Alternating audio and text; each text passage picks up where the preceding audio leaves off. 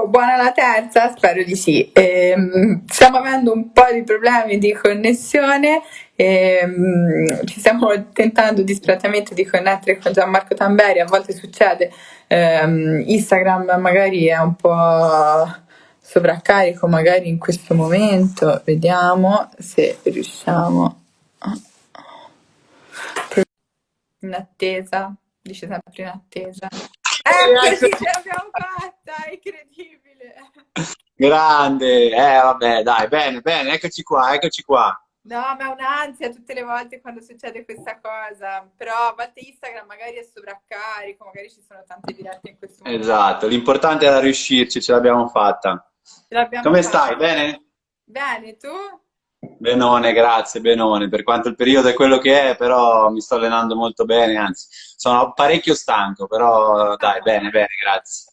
scusami, però fammi vedere, non sei rasato normale No, oggi. no, normalissimo, sono una persona normale, guarda, intonsa, preciso. Ma Sì, io la mi realtà, aspettavo.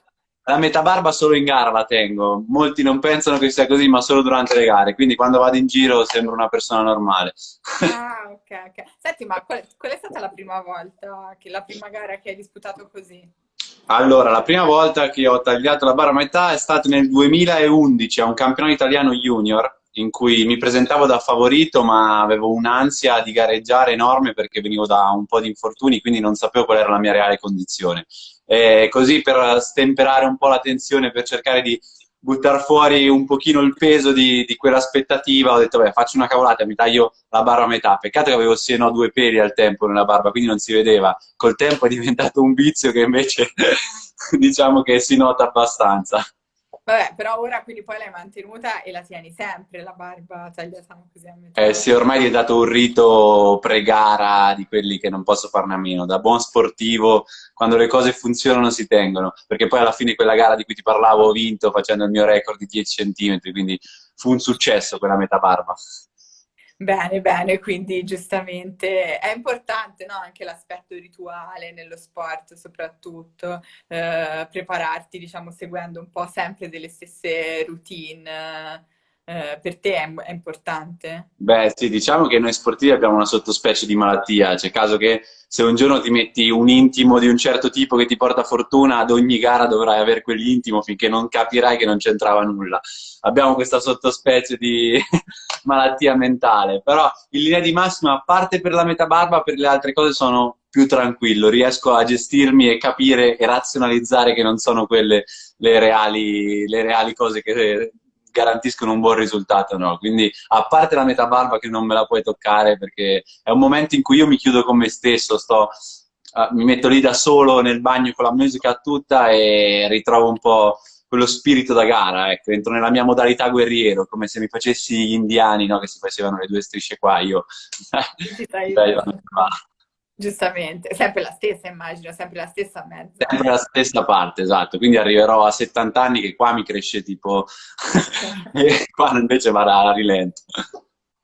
Senti, ma mi hai detto sei stanchissimo, ti sei allenato anche oggi. Vabbè che tu, perché sai che oggi a Milano è festa, è Sant'Ambrogio, quindi per noi oggi è una giornata di festa, ma quindi tu ti stai allenando quanto, come, Mi dove? sto allenando parecchio perché considera che in questo momento è il periodo dell'anno in cui lavoriamo di più, perché arriviamo da un paio di mesi di preparazione, quindi il corpo è abituato ad avere dei carichi importanti e allo stesso tempo è il momento più lontano dalle gare, perché le gare io le avrò a metà febbraio, quelle importanti a marzo e le Olimpiadi saranno a luglio. Quindi è un momento in cui possiamo mettere una mole di lavoro importante senza che il corpo ne patisca troppo, perché comunque non avendo gare vicino e non dovendo performare e quindi carichiamo molto. Sì, mi sono allenato stamattina, appena ti saluterò tornerò ad allenamento, e, infatti, però, beh, dai, insomma, ci sta. La stanchezza fa parte del gioco. Che poi chiaramente, vabbè, ora giustamente tu sei un atleta professionista, ma comunque il tuo sport immagino che sarebbe comunque consentito, no? Più distanziamento di così, Sì, esatto, sei da solo. sei Sport da solo. individuale, sei abbastanza distanziato. Sì, fortunatamente in questo momento che diciamo molti sport fanno molta più fatica, noi abbiamo la fortuna di poterci allenare. Anche a marzo siamo stati praticamente gli ultimi ad essere chiusi, quindi siamo riusciti a portarla per le lunghe, tra virgolette, fino a fine marzo, inizio aprile, poi dopo ovviamente con il lockdown totale anche noi ci siamo dovuti chiudere in casa, però l'allenamento l'abbiamo protratto per più tempo, poi siamo riusciti anche dentro casa a fare qualcosina, comunque non avendo bisogno di una squadra ti arrangi, qualcosa porti avanti. Senti, alle Olimpiadi poi ci arriviamo, ma quindi invece i prossimi passi, quello per cui ti stai impegnando adesso? Allora, a livello sportivo sempre. Sì? Allora, avrò a marzo sia gli europei che i mondiali indoor, perché per la prima volta in assoluto ci saranno due manifestazioni di questo calibro ravvicinate a 20 giorni di distanza, visto che nel 2020 quest'anno le hanno posticipate entrambe insieme alle Olimpiadi di cui poi parleremo, quindi l'anno prossimo ci abbiamo tutto. L'anno prossimo ogni 20 giorni c'è una gara di quelle proprio importantissime. Sarà una stagione molto, molto tosta, molto complicata, ma sicuramente molto divertente anche, piena di aspettative, bello. Non vedo l'ora. Intensa, quindi insomma, sicuramente Esatto, non ci sarà da esatto. annoiarsi. Senti, vabbè, tu hai respirato pane atletica praticamente fin da piccolo, ma quando è che veramente hai capito che, cioè, che ce l'avresti fatta, insomma, che a ottenere risultati importanti, a farlo diventare comunque la tua vita, la tua professione?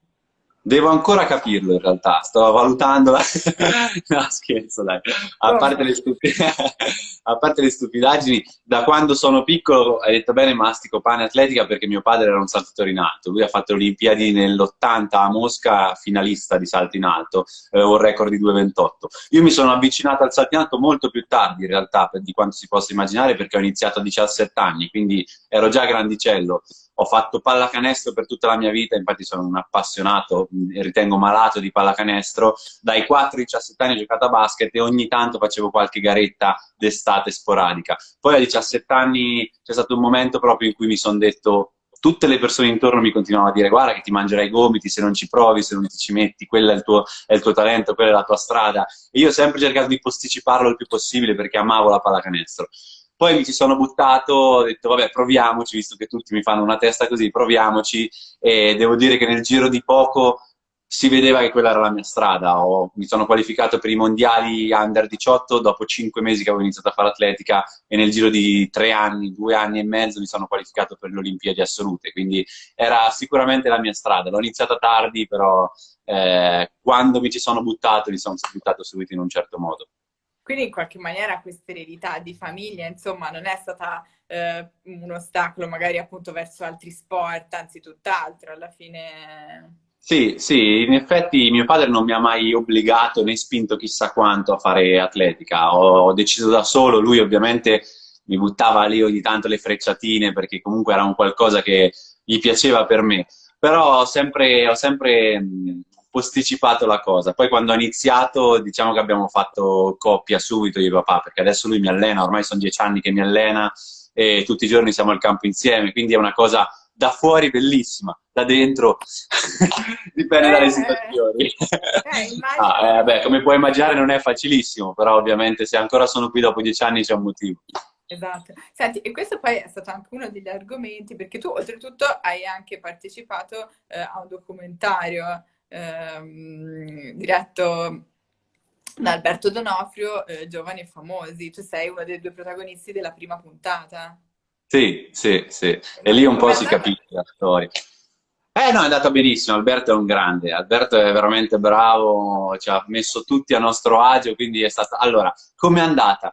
Se andiamo nel dettaglio, abbiamo fatto queste riprese, questa miniserie, diciamo, documentario, esatto, che si basava tutto su una gara. Questa gara è andata malissimo. È stata la peggior gara del 2020, ma probabilmente anche degli ultimi 4 anni. Quindi, com'è andata? È andata così così.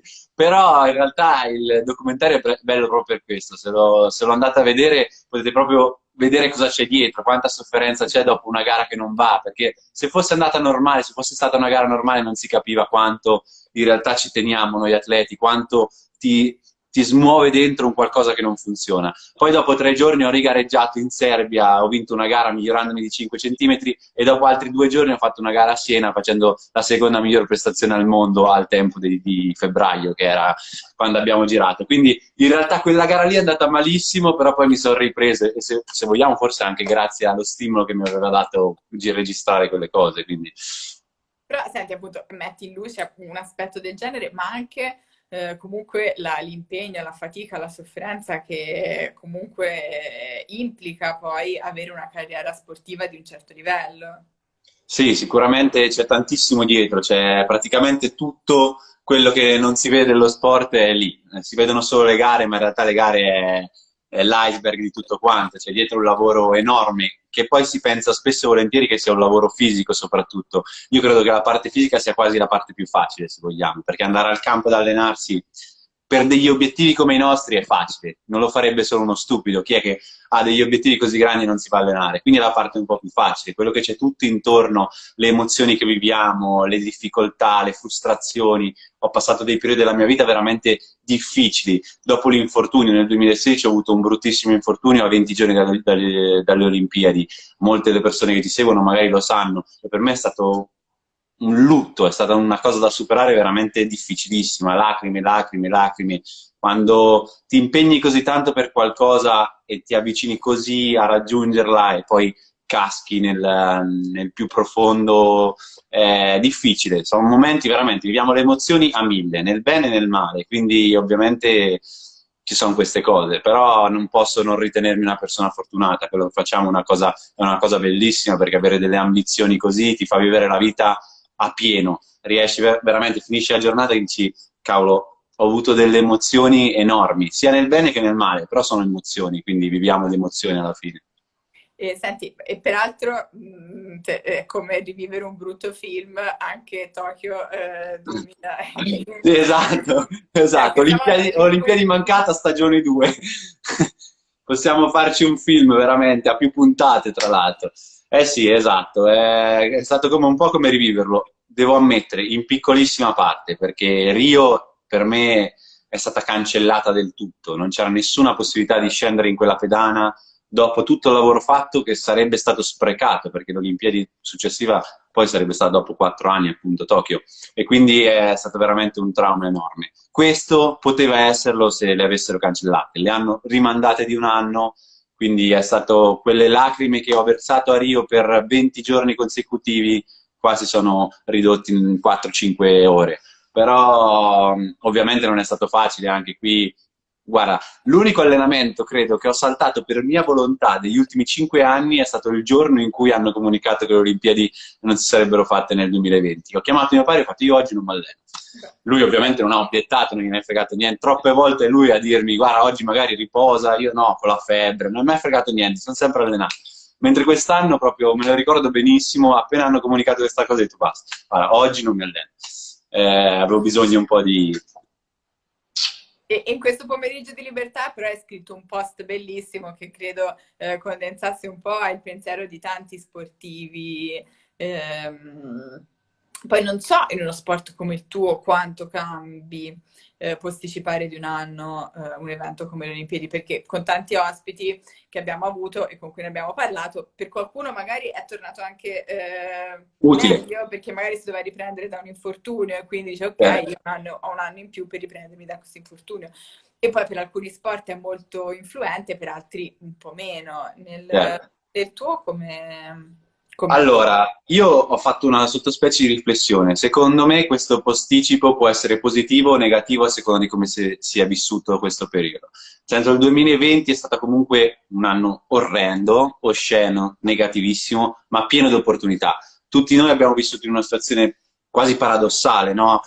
Ti parlo della mia situazione in particolare. Ero arrivato a 2 mesi dall'evento della mia vita, quello che aspettavo ormai da anni, che ci ho veramente sognato, mi vengono i brividi a parlarne, ho i 5 cerchi lì, cioè per me Tokyo era tutto. Quindi ero arrivato a 2 mesi da questo evento enorme, mi sono trovato a dover fare una stagione in cui c'erano gare senza avversari, senza pubblico, con non si sa per quale motivo, cioè tu andavi a gareggiare, ma per vincere cosa? La gara senza avversari, cioè magari gareggiavo con i ragazzini contro me stesso, Quindi veramente da un tutto a quasi niente. E il modo in cui sono riuscito poi a trovare forza nell'imparare da quelle gare, per me è stato fondamentale. Cioè questa stagione sfruttata significava lavorare in delle cose in cui un anno normale non potevamo lavorare, perché le pressioni, i media, le pressioni che ci mettiamo noi, le aspettative, le persone che abbiamo intorno che ci vogliono bene, che ci guardano con quell'aria che a noi pesa, a noi atleti non sembra, ma una mamma che ti guarda e che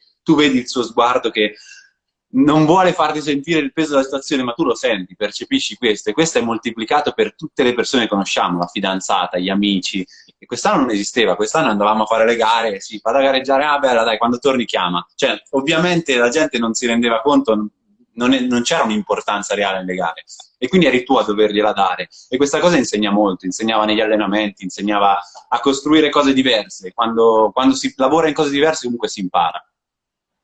Mi sembra appunto un ottimo punto di vista. Noi per esempio abbiamo parlato anche con tanti, non so, con l'Elisa di Francesca, che appunto lei diceva io sto aspettando Tokyo per mettere su famiglia, e questo è un punto che hai toccato anche tu, nel senso chiaramente un po' metti anche però in stop la tua vita per quell'anno, perché comunque Sì. se magari potevi pensare ok, faccio le Olimpiadi e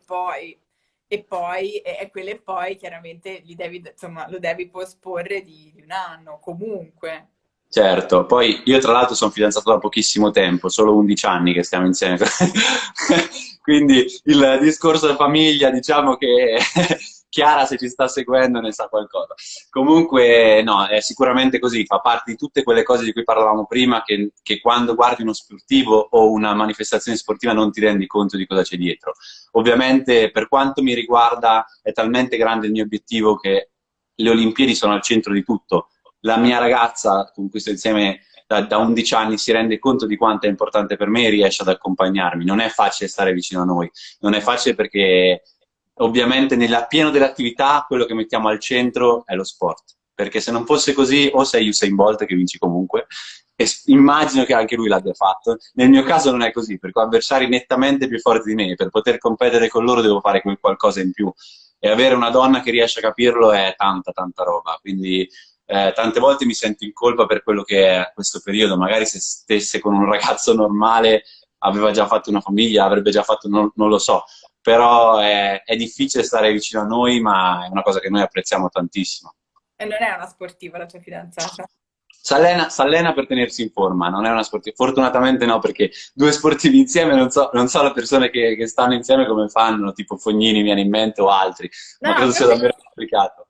perché a volte mi è capitato di parlare chiaramente con tanti sportivi, e tanti ti dicono anche una persona che non fa la tua stessa vita ha delle difficoltà magari a capire, oppure ci sono determinati sportivi come, non so, chi fa le gare magari di sci, sia freeride, freestyle o anche di discesa libera, cioè comunque giri per tutto il mondo, quindi, Certo, oppure magari hai le stagioni invertite, quindi insomma chiaramente non puoi essere con una persona che fa boh, l'avvocato, ogni giorno deve andare in ufficio, certo. cioè, come fai? Non riusciresti proprio fisicamente a vederti, insomma. Però ecco, dai, Sicuramente nel due tuo caso, sportivi riescono a capirsi meglio. Io sono stato fortunato perché la mia ragazza riesce davvero a capire, sarà che mi conosce da prima che iniziassi a fare atletica. Noi siamo iniziati a uscire insieme, quindi ha visto tutto e sa le dinamiche. Però due sportivi di alto livello, io mi rendo conto nei periodi di stress, sono veramente stressato, nel senso che se mi tocchi scoppio e lì se un'altra persona è nella tua stessa situazione non so cosa può succedere, sicuramente si impara anche a convivere in quello, però non è facile, obiettivamente lo stress tra la dieta, le gare e tutto quanto, in certi momenti dell'anno è veramente, diciamo che non è un sorriso così come adesso a 700 denti. beh, però comunque dai, è bello vederti così, appunto, nonostante l'anno particolare che è stato, hai anche delle decorazioni incredibili dietro. Hai visto? Questo è, in realtà è tutto merito di Chiara. Io l'ho aiutata, però ha scelto lei. Ha Ah, molto gusto. ok. Te sei Ci avviciniamo a stato... Natale, la festa più bella, dai. Quest'anno speriamo che sarà un punto a questo 2020, che veramente non ce ne ha scontata una, eh. No, non ce n'ho scontata una, però senti, a proposito di quello che dicevi, e comunque chapeau che ti dici, sono riuscito a trovare la motivazione anche in gare, diciamo, che non erano così tanto rilevanti. Quanto è importante il fatto che ci sia o non ci sia il pubblico? Cioè, con tanti ne abbiamo parlato e chiaramente è un incentivo incredibile quello di avere il supporto di chi ti segue. È come andare a vedere un concerto strumentale senza strumenti, per me. Cioè, fare sport senza pubblico è come suonare la chitarra senza chitarra. Non esiste. Cioè, io per come interpreto lo sport è guardare il pubblico e sentire l'emozione che mi dà. Quella è la cosa per me più bella in assoluto. Vale l'asta a 3 metri, neanche a 2,40. Vedere sono brividi che ti porti dentro nel cuore per settimane, mesi, sono cose veramente che ti fanno sentire vivo. E se hai mai visto una mia gara, o chi l'ha vista, sa quanto io veramente interagisco con il pubblico. Per me, qualsiasi stadio che entro, la prima cosa che devo cercare di fare è portare il pubblico dalla mia, perché so che loro poi mi aiuteranno a superare le difficoltà durante la gara. Quindi proprio io gioco, scherzo, condivido tutto con il pubblico, lacrime, dolori, sorrisi, qualsiasi cosa provo, cerco di non nasconderla. Tante volte, infatti, nell'atletica, la maggior parte degli atleti sono visti come persone molto serie e io, essendo invece, come ti ho appena descritto, sembro quasi voler evadere da questo schema, no? Lo sportivo, l'atleta per eccellenza è colui che sta a testa bassa, lavora come un matto a casa, va lì in pedana, è un robot. In realtà io questa cosa qua sarà che ho iniziato l'atletica molto tardi, ma non l'ho mai imparata. Io quando entro dentro, se sono agitato, mi vedi che sono agitato, se tremo, tremo, se mi viene da piangere perché ho paura, anzi no, perché è andata male la gara, prima della gara difficilmente piango, se no qualcosa non va, però non ho mai nascosto veramente le emozioni, quindi tante volte nell'atletica mi si vede un po' come la pecora nera, quello che esce dagli schemi, però io sono abbastanza convinto che questa cosa mi ha aiutato spesso e volentieri a superare i miei limiti.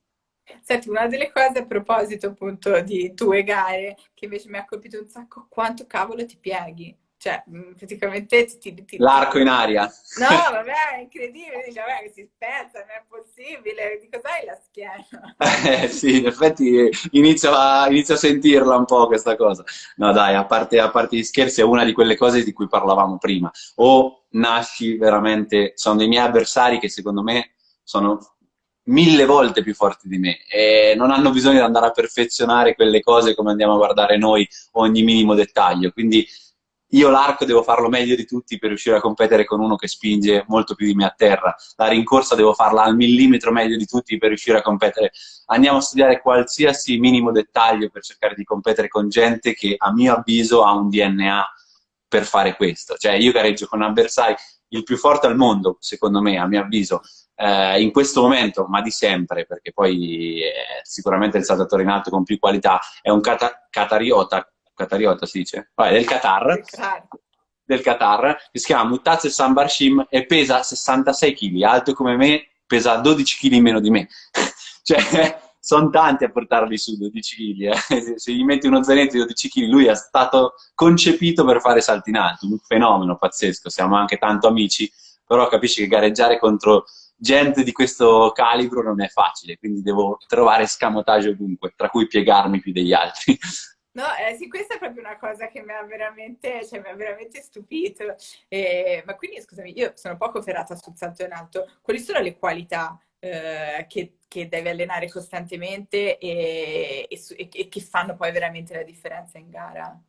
Allora, se parliamo dal punto di vista fisico, te la faccio molto semplice. Esistono due tipi di saltatori in alto. Il saltatore di forza, che quindi è un saltatore che non andrà molto veloce alla rincorsa e cercherà il caricamento, quindi si abbasserà per poi spingere verso l'alto. Solitamente per doti naturali sono saltatori di colore. La maggior parte delle persone di colore hanno molta più forza, quindi saltano in questo modo. Poi ci sono i saltatori di velocità, quelli che cercano invece un'elasticità muscolare, che entrano molto più veloci nella rincorsa e il loro obiettivo non è aumentare così tanto la forza, perché alla fine io sono uno di questi tipi di saltatori, alla fine quello che cerchiamo di fare noi è arrivare ad una certa velocità e mettere la gamba allo stacco e cercare di rimbalzarci nella gamba, non di spingere, come se mettessi un puntello a terra che ti fa rimbalzare, se lanciassi un bastone.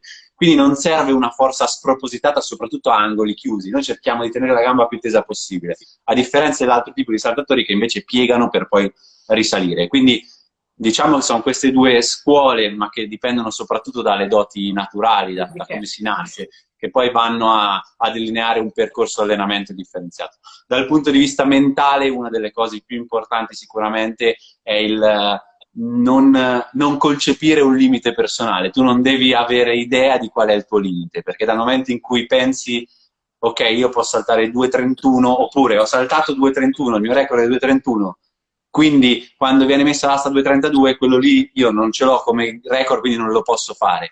Non è facile come cosa, perché comunque il salto in alto ti mette sempre di fronte a un qualcosa che tu non hai mai fatto, se vuoi migliorarti. E quindi devi essere sempre aperto a riuscire a superarti, a non avere limiti, a spaziare con la testa che puoi fare qualsiasi cosa. È ovvio che detto così sembra devi essere un megalomane, non è proprio così. Dal punto di vista tecnico, però, quando ti viene messa davanti un'asticella che tu pensi di non essere in grado di superare, non la supererai mai. Non c'è nessuna possibilità che tu ci riesca. Quindi è molto importante riuscire a quasi a non essere conscio di quali siano le tue reali capacità. Beh, ma ne parlavamo anche prima con il nostro ospite di prima, Franco Morbidelli. Chiaramente, se vuoi vincere, se vuoi diventare un grande campione, devi superare per forza di cose i tuoi limiti, devi cercare di spingerli proprio al Per massimo. forza, devi sempre uscire dalla comfort zone, devi sempre metterti alla prova, devi sempre cercare di fare qualcosa di diverso per superarti. Quando dei limiti diventano tali, allora inizia la parabola discendente, probabilmente. Hai toccato il picco e devi solo rallentarla a quel punto. Senti, invece per quanto riguarda il basket, perché prima qualcuno dei tuoi fan suggeriva ti vorremmo vedere giocare nella Virtus insieme Ah, Albeli! a Bellinelli. Noi peraltro abbiamo avuto ospite Gallinari, ma anche Bellinelli dovrà essere uno degli ospiti delle prossime puntate. Grande.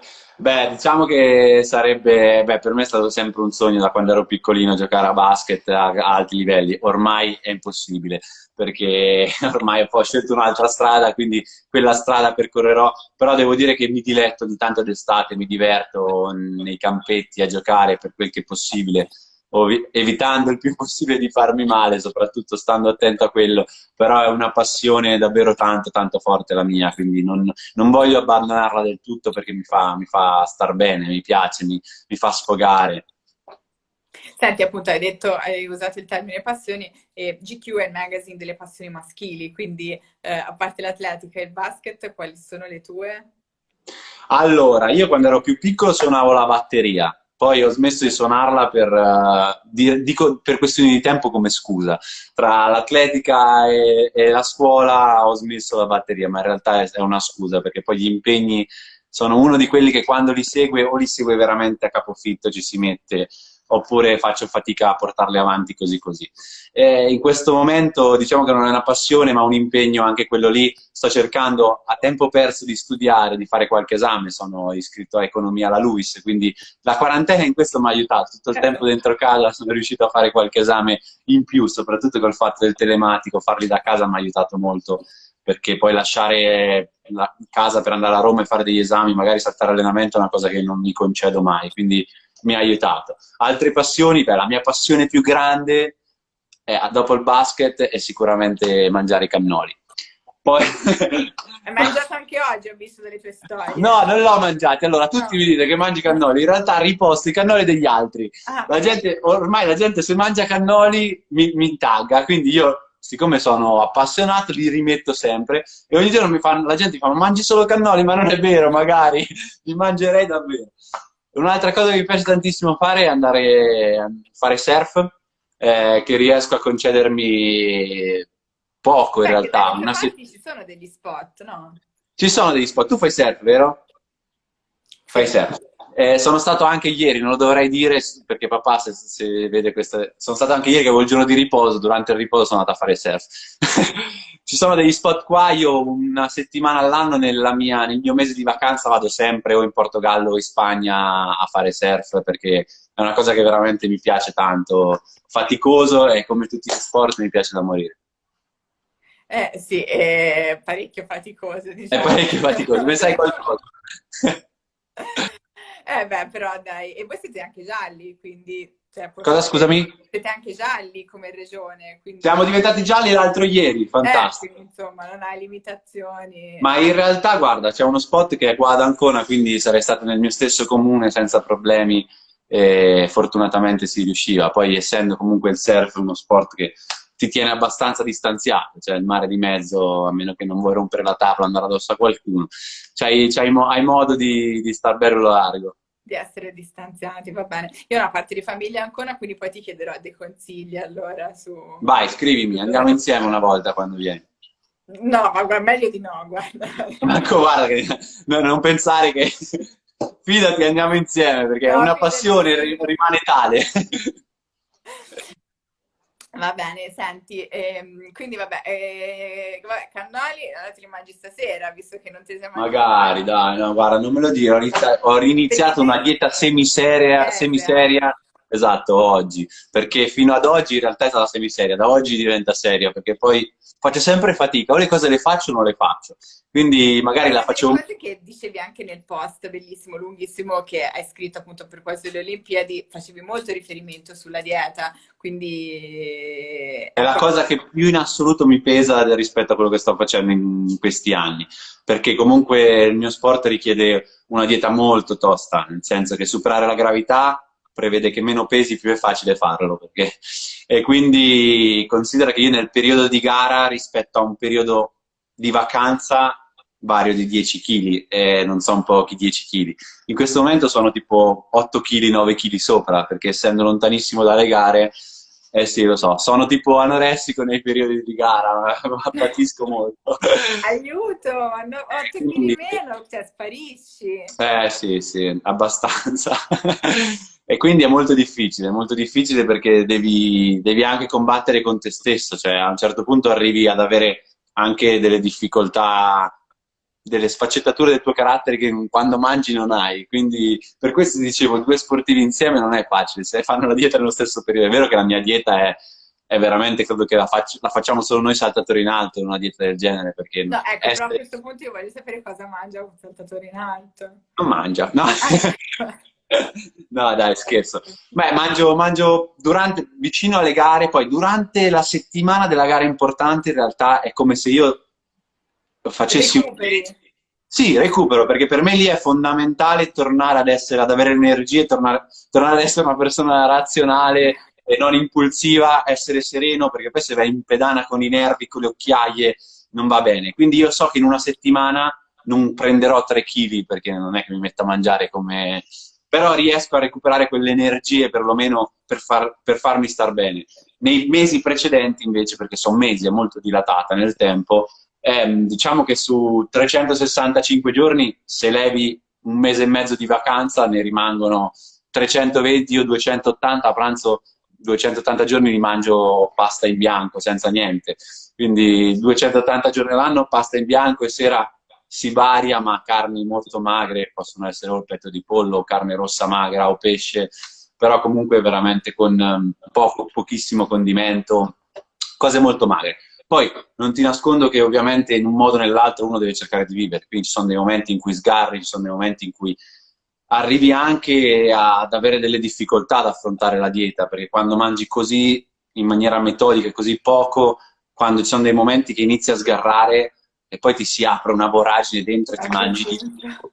Dei giorni veramente che sembro, i miei amici mi guardano, come fai? Però è una cosa mentale, poi vuoi assaggiare tutto quello che non hai assaggiato nelle ultime settimane, quindi è un E po' così. quindi È il una guerra pasto infinita. che fai appena finite le gare, cioè è proprio quello cioè, migliore del. Ma non è il pasto, appena finite le gare sono le settimane, è il momento più bello, cioè l'ultima gara dell'anno che di solito poi magari non è neanche così importante perché la gara più importante è il mondiale o le Olimpiadi o l'Europeo che vengono sempre una ventina di giorni prima delle ultimissime gare. Io quasi non vedo l'ora di finire la gara per sfondarmi e mangiare di tutto, veramente sto con la testa fissa lì sul cosa mangio dopo, che bello. Per un mesetto intero proprio così, datemi che io mangio. Pensa allora quando, insomma, quando questo momento accadrà a Tokyo, che voglio dire in Giappone, cioè, dal punto di vista culinario, e poi non capisci mai bene cosa mangi, quindi chiaramente non lo potresti fare dovendo rispettare una dieta perché è veramente difficile capire cosa stai mangiando, e quindi insomma lì ti potrai sfogare proprio. Sì, sicuramente. Beh, diciamo che secondo me peggio dell'Italia non esiste da quel punto di vista, perché da noi si mangia meglio di tutto il mondo. Quindi peggio nel senso fare la dieta qui è la cosa più difficile in assoluto, perché poi vai Sì. dalla nonna che ha le lasagne, e te mangi la pasta in bianco, e vai quindi è difficile. Poi ti monta nella testa, ti montano delle voglie peggio di una donna incinta, che non vedi l'ora di finire per mangiare tutto. Esatto, poi in questo magari ti capita nel frattempo il Natale, altri compleanni di persone, quindi insomma. Esatto, esatto. Beh, sul Natale è una parentesi a sé. Per me è l'unica festa reale che esiste. Cioè, io l'unico giorno in cui non mi alleno, allora non è l'unico giorno dell'anno in cui non mi alleno. Ho un calendario di allenamenti che prevedono dei riposi. Se capita il riposo il giorno se capita l'allenamento il giorno di Pasqua, mi alleno. Se capita l'allenamento il giorno di Capodanno, mi alleno. Se capita Natale, riposo. È l'unico giorno che è sacro perché mi piace da morire stare in famiglia, mi piace vivere il Natale come una festa, quale è. Mentre per dire il Capodanno io non lo festeggio ormai da 9 anni, tipo, perché sono 9 anni che vado in raduno all'estero durante il periodo di Capodanno e mi alleno sempre, sono da solo in Sudafrica solitamente, quest'anno andremo da un'altra parte per vari motivi abbastanza noti, però sì, se no non lo festeggio mai, quindi per me è normale allenarmi quasi tutti i periodi dell'anno. Ok, no, immagino, quindi insomma, vabbè, quest'anno dai, ti peserà meno perché tanto non festeggia nessuno, no? Quindi Esatto, vai esatto, comune a mezzo caso, non sta festeggiando esatto. niente. Tutti ad allenarsi l'uno, tutti in palestra l'1 gennaio. Senti, io ti lascio andare visto che appunto stai andando ad allenarti, quindi ora Yes, manca un quarto alle 6, fino a che ora ti alleni? fino alle 8. Ah, Dai, si può fare. Considerando che ho fatto 3 ore stamattina, altre 2 ore, 5 ore oggi. dai, massima stima nel frattempo Ci e vediamo in acqua, direi. ci vediamo in acqua, assolutamente. Grazie a te, ragazzi, è stato un piacere enorme. Grazie. Ciao, Ciao. ciao, Ciao, ciao. ciao.